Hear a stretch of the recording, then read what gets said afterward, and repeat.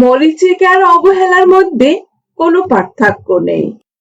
মরীচিকা ধীরে ধীরে লোহাকে ক্ষয় করে, আর অবহেলা ক্ষয় করে মানুষকে। 2 হাত দিয়ে একসাথে 10 জনকে মারা যায়, কিন্তু 2 হাত জোর করে একসাথে 100 জনের মন জয় করা যায়।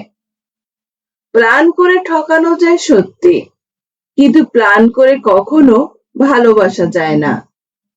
একজন শিক্ষকও আন্তরিকতার সাথে পাশের মেয়েটাকে বললেন, মা, তোমার কি বিয়ে হয়েছে? মেয়েটা একটু লজ্জা পেয়ে বলল, জি স্যার, আমার একটা 2 বছরের ছেলেও আছে। শিক্ষক চট করে দাঁড়ালেন, খুব হাসি খুশি মুখ নিয়ে বললেন, আমরা যে আমাদেরই একজনের প্রিয় মানুষের নাম জানবো। এই কথা বললেই মেয়েটার দিকে তাকিয়ে বললেন, মা, আজকে তুমি শিক্ষক, এই নাও চক ডাস্টার, যাও তোমার প্রিয় 10 জন মানুষের নাম লেখো। মেয়েটা বোর্ডে গিয়ে 10 জন মানুষের নাম লিখলো। শিক্ষক বললেন, এরা কারা, তাদের পরিচয় ডান পাশে লেখো। মেয়েটা তার প্রিয় 10 জনের নাম লিখলো। এদের মধ্যে তার 2-1 জন বন্ধু প্রতিবেশীর নামও আছে। শিক্ষক এবার বললেন, সেখান থেকে 5 জনকে মুছে দাও। মেয়েটা তার প্রতিবেশী, তার ক্লাসমেটদের নাম মুছে দিল।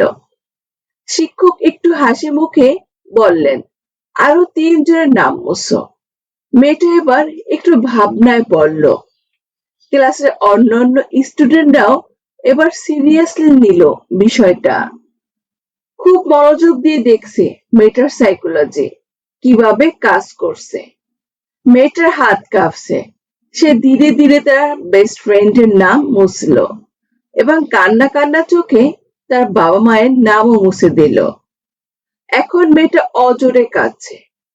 যে মজা নিয়ে ক্লাসটা শুরু হয়েছিল সে মজা আর নেই। ক্লাসে অন্যদের মাঝেও টান টান উত্তেজনা। লিস্টে আর বাকি আছে 2 জন, মেয়েটার স্বামী আর সন্তান। শিক্ষক এবার বললেন, আরো 1 জনের নাম মোছো। কিন্তু মেয়েটা ঠায় দাঁড়িয়ে রইল। কারো নাম মুছতে সে আর পারছে না।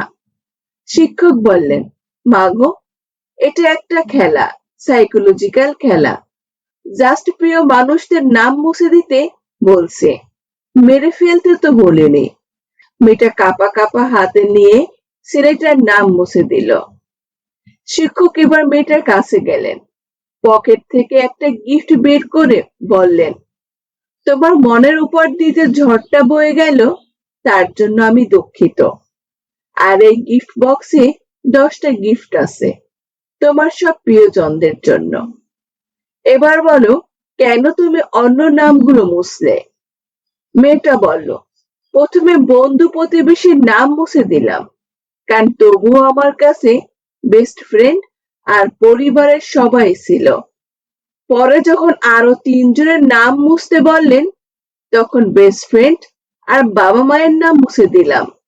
ভাবলাম বাবা মা তো আর চিরদিন থাকবে না, আর বেস্ট ফ্রেন্ড না থাকলে কি হয়েছে, আমার কাছে আমার পুত্র আর তার বাবাই বেস্ট ফ্রেন্ড।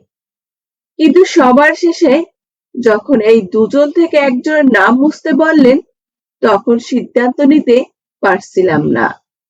পরে ভেবে দেখলাম, ছিল তো বড় হয়ে একদিন আমাকে ছেড়ে চলে গেলেও যেতে পারে, কিন্তু ছেলের বাবা তো কোনোদিনও আমাকে ছেড়ে যাবে না।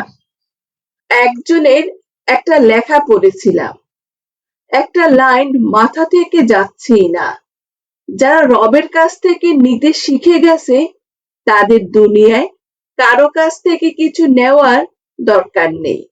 কি শক্তিশালী চিন্তা! যদি রূপ দিয়ে পুরুষের মন জয় করা যেত, তবে এই শহরে সুন্দরী রূপসীর একটা মেয়েরও বিচ্ছেদ হতো না।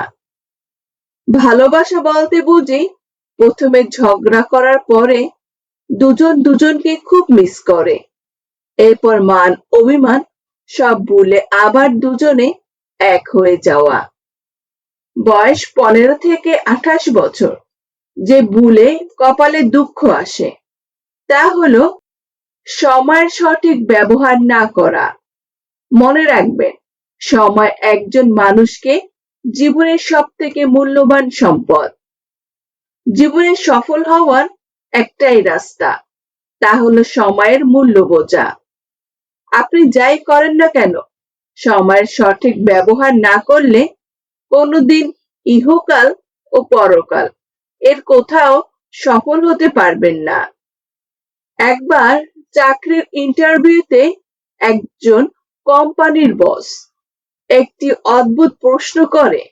সেই প্রশ্ন শুনে প্রায় 200 জন মানুষ চুপ হয়ে যায়। প্রশ্নটা এমন ছিল, মনে করুন এক ঝড়ের দিনে আপনি আপনার গাড়ির ড্রাইভিং করছেন। আপনি একটি বাস স্টপে অতিক্রম করার সময় দেখলেন সেখানে 3 জন লোক দাঁড়িয়ে আছে। প্রথম জন একজন সুন্দরী নারী, যাকে আপনি মন প্রাণ দিয়ে ভালোবাসেন এবং সারা জীবনের জন্য কাছে পেতে চান। দ্বিতীয় জন আপনার খুব পুরানো এক বন্ধু, যে একবার আপনার জীবন বাঁচিয়েছিল। এবং তৃতীয় জন একজন বৃদ্ধা মহিলা, যাকে খুব অসুস্থ দেখাচ্ছিল, কিন্তু আপনার গাড়িতে মাত্র একজনকে বসতে দেওয়া সম্ভব। এমন অবস্থায় আপনি কাকে আপনার গাড়িতে উঠতে বলবেন? বৃদ্ধাকে? কারণ এটা নৈতিকতার প্রশ্ন। এবং 3 জনের মধ্যে তার অবস্থা সবচেয়ে বেশি খারাপ। আপনি আপনার বন্ধুকে উঠাতে পারেন, কেননা সে আপনার জীবন বাঁচিয়েছিল, কিন্তু বৃদ্ধা এবং বন্ধু দুজনকেই সরাতে হবে যদি আপনার পছন্দের মানুষটিকে হারাতে না চান। প্রায় 200 জন প্রার্থীকে একই প্রশ্ন করা হয়েছিল এবং তাদের মধ্যে একজনের উত্তর ছিল সম্পূর্ণ আলাদা, আর তাকেই চাকরিটা দেওয়া হয়েছিল। জানেন সেই ব্যতিক্রমী উত্তরটি কি ছিল? তিনি খুব সহজেই বলেছিল, এরকম পরিস্থিতিতে আমি গাড়ি থেকে নেমে চাবিটা পুরনো বন্ধুর হাতে দিয়ে বলতাম বৃদ্ধ মহিলাটাকে হাসপাতালে পৌঁছে দিতে, এবং আমার প্রিয় মানুষটার হাত ধরে দাঁড়িয়ে থাকতাম যতক্ষণ না পরবর্তী বাস আসে। এই উত্তরটি আসলে সবার দৃষ্টিভঙ্গি পাল্টে দিয়েছিল এবং সবাইকে এটা ভাবতে শিখিয়েছে যে ব্যতিক্রমী কিছু ভাবো।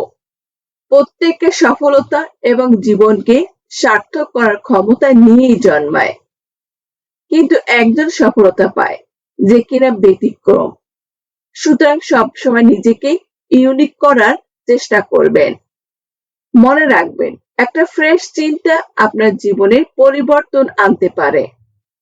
দূর থেকে মানুষকে অনেক সুখী মনে হলেও কাছে না আসা পর্যন্ত বোঝা যায় না সে কতটা সুখী। একদিন পেন্সিল রাবারকে বলল, আই এম সরি। রাবার বললে, কিন্তু কেন? পেন্সিল বলল, আমার প্রতিটা ভুল কাজের জন্য তুমি কষ্ট পাও এবং নিজেকে শেষ করে ফেলো। রাবার বলল, আরে এটা আমার কাজ, তোমার ভুল ধরিয়ে দেওয়া, যাতে করে তুমি সঠিক কাজটা করতে পারো, এবং তোমার উপকার করতে করতে এক সময় শেষ হয়ে যাব। ছোট্ট এই গল্পের ব্যাখ্যা কি জানো? পেন্সিল হলাম আমরা সন্তানেরা, যারা বারবার ভুল কাজ করি, আর রাবার আমাদের সেই বাবা মা, যারা সারা জীবন আমাদের ভুল ধরিয়ে দেয়, এক সময় নিজেরাই শেষ হয়ে যায়। স্বামীরা প্রেমিক হতে অবশ্যই রাজি, তবে সেটা নিজের স্ত্রীর সাথে নয়। নিজের স্ত্রী প্রেমিক হওয়ার বিষয়টা কেন যেন তারা ভাবতেই চায় না। ভিডিওটি ভালো লাগলে প্লিজ একটা লাইক করবেন, কারণ আপনাদের একটা লাইক আমাদের পরবর্তী ভিডিও বানাতে উৎসাহ যোগায়। ভালো থাকবেন, সুস্থ থাকবেন। আল্লাহ হাফেজ।